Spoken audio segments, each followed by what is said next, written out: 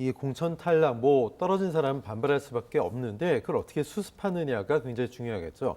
한동훈 위원장의 입장은 상당히 단호합니다. 유경준, 홍석준 의원처럼 이 시스템의 의문을 제기하고 부정하는 분은 재배치할 필요가 없다. 단호박이고요. 탈당 안타깝지만 이채익 의원에 대해서는 당선 후 복당 허용하지 않을 거다. 자르고 있습니다. 자, 어떻게 보십니까? 근데 또 정우택 의원 돈 봉투 관련된 것에 대한 이거 일방적인 거 아니야 이렇게 얘기하고 있고 잣대가 다른 거 아니냐 이런 관측도 있어요. 김대현 평론가. 우선 강남의 그 유경준 의원 같은 경우 네. 저는 뭐 그분이 반발할 수는 있다라고 보는데 근데 정작 본인도 지난 총선 때 그곳의 현역을 물리치고 전략공천 됐던 인물 아니겠습니까? 그랬죠. 통계청장 출신으로. 그렇습니다. 네. 그러니까 그런 점에서 미뤄볼 때 지난번에는 전략공천이 옳았고 이번에는 내가 있으니까 전략공천이 옳지 않다라고 주장하는 것은 사실은 일관성이 떨어지는 부분이라 저는 뭐 그런 주장 자체가 큰 의미를 갖지 않는다. 아마 한동훈 비대위원장도 그런 정도로 치부하지 않을까 싶습니다. 그러니까 한동훈 위원장도 강남 같은 데는 우리가 쉬운 사랑받는 지역이기 때문에 두 번 연속 주면 안 된다. 이렇게 안 되는 거 아니야. 이렇게까지 얘기하더라고요. 뭐 그것도 있고 네. 또 한편으로 보면 아까도 말씀드렸다시피 지금 아무리 한동훈 위원장이 뭐 시스템 중심으로 공천을 한다 하더라도 정치적 정무적 판단을 해야 되는데 네. 정치적 정무적 판단 하에 공천을 해서 밀어놓기 가장 용이한 곳이 강남 서초 아니겠습니까? 그러니까 끝까지 비워놨던 거고 그리고 제가 아까도 말씀드렸다시피 이런 분들에게 다른 자리로 옮겨갈 수 있는 기회와 제안을 합니다.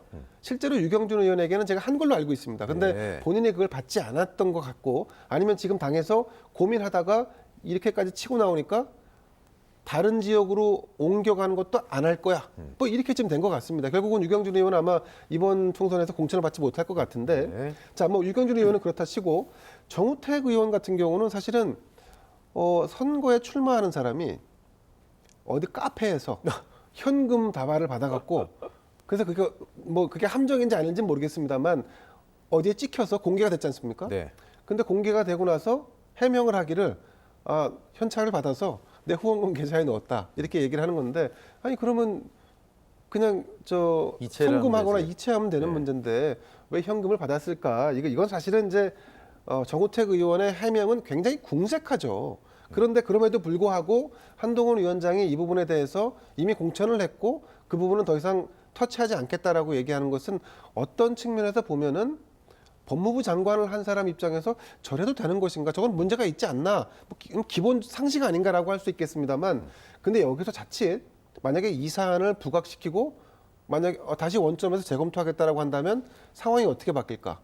국민의힘의 공천자 중에는 뇌물을 받거나 돈을 받은 사람이 있을 정도로 그 공천이 문제가 있다라는 식의 프레임이 완전히 전환될 수 있는 위기일 수 있습니다. 그러니까 이런 포인트가 큰 악재로 전환될 수도 있다는 우려 때문인지 뭐 이건 제 개인적인 판단입니다만 네. 어쨌든 그래서 이 사안에 대해서는 사실은 어떤 강한 잣대보다는 그 정우택 의원의 해명을 신뢰한다 정도로 넘어가고 있는 겁니다. 그러니까 지금 이제 뭐 한동훈 위원장도 사실은 쭉 걸어오면서 네. 본인의 스텝이 약간씩 꼬이고 있는데 네. 어쨌든 잘 넘어가고 있습니다. 그래서 예. 공천이 이제 아마 남은 걸 정리하고 나면 그 총체적인 평가 국면에서는 조금 좀 다른 얘기도 나올 수 있을 것 같습니다. 국민의힘이 현재 여당이기 때문에 지금 뭐 말씀하신 것처럼 소위 보장해 줄 수 있는 챙겨줄 자리들이 있다.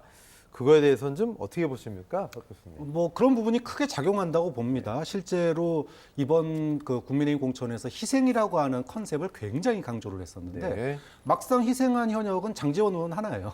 근데 장제원 의원은 측근한테 물려줬습니다. 네. 이게 어떻게 희생인지 잘 모르겠고 지역구 재배치, 그러니까 소위 험지로 지역구 재배치하신 분들, 이분들 혹시라도 떨어지게 되면 뭐 기관장이라든지 또는 장관이라든지 이런 쪽으로 갈 수 있는 여지들이 지금 뭐 굉장히 이미 얘기가 나오고 있고 네. 영입 인사들이 대거 서울이나 이런 험지에 투입이 됐잖아요. 네. 근데 들어보니까 이분들도 당직이라든지 뭐 자리를 떨어졌을 경우에 예. 어느 정도 좀 약속을 받았다 이런 얘기도 들리거든요. 네. 그렇게 놓고 본다면 여권 프리미엄도 소위 조용한 공천에 크게 작용한 거 아니냐 이렇게 봐야 되겠죠. 네.